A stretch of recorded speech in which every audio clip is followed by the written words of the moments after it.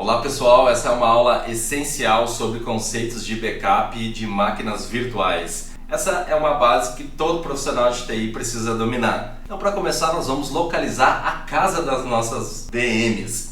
E quando nós criamos uma máquina virtual, o VirtualBox automaticamente cria aqui uma pasta de arquivos para ela. Então, por padrão, essa pasta fica em um caminho como este. E agora vamos abrir o Explorer e vamos jogar esse caminho aqui.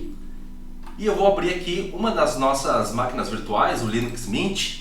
E dentro dessa pasta aqui estão dois arquivos mais importantes que vamos conhecer hoje, que é esse .vbox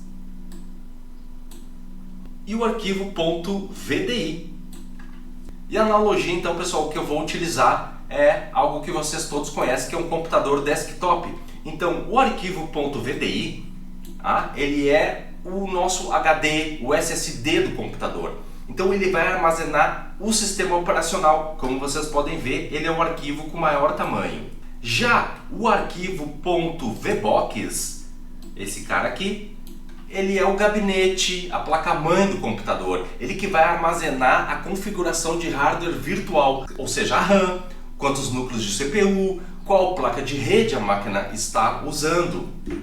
E agora eu vou fazer para vocês uma demonstração prática aqui, baixando o Kali Linux para o VirtualBox. Então eu quero mostrar para vocês aqui um exemplo na página de download do Kali Linux. Se eu vier aqui em máquinas virtuais, eu tenho aqui a opção da plataforma de utilizar então no VirtualBox. Então se eu fizer o download desse pacote, no caso eu já fiz, vou mostrar aqui para vocês. Vamos abrir aqui, ele vai baixar então esse pacote aqui que está compactado. Eu já descompactei para a pasta.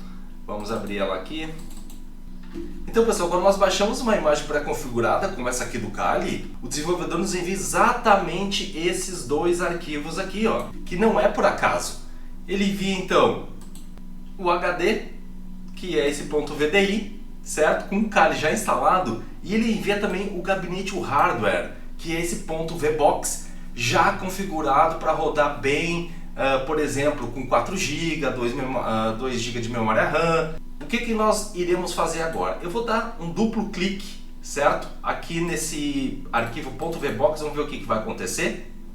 Então, ao darmos um duplo clique aqui no .vbox, o VirtualBox ele vai ler essa planta baixa aqui, certo? Que é toda a configuração de hardware. Então aqui nós vamos ver as configurações de RAM, os processadores, tudo já vieram pré-definidos. Então o .vbox disse ao VirtualBox: monte o seu computador com XRAM, XCPU, e use esse HD SSD, que é aquele .vdi.